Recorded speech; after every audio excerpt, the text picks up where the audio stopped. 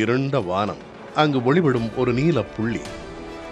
இரவு நேரத்தில் பூமியிலிருந்து ஒரு நட்சத்திரத்தை பார்க்கும் தோற்றத்தை கொடுத்தாலும் அந்த புள்ளிதான் நாம் வாழும் பூமி.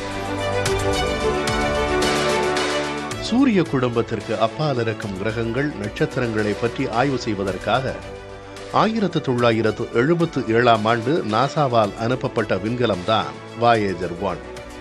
சூரிய குடும்பத்தை விட்டு வாயேஜர் 1 விண்கலம் 1990 பிப்ரவரியில் கடந்து சென்றபோது 600 கோடி கிலோமீட்டர் தொலைவிலிருந்து பூமியை நோக்கி எடுக்கப்பட்ட புகைப்படம் தான் இது.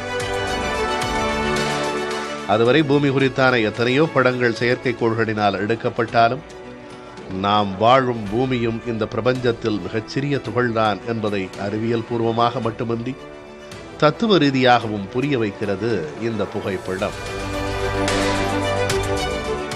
நீலப்புள்ளி புகைப்படம் குறித்தான நினைவுகளை தனது சமூக வலைத்தள பக்கத்தில் பகிர்ந்துள்ள நாசா, இந்த பிரபஞ்சத்தில் நமது பூமியின் அளவு துகளை விட சிறியது என குறிப்பிட்டுள்ளது.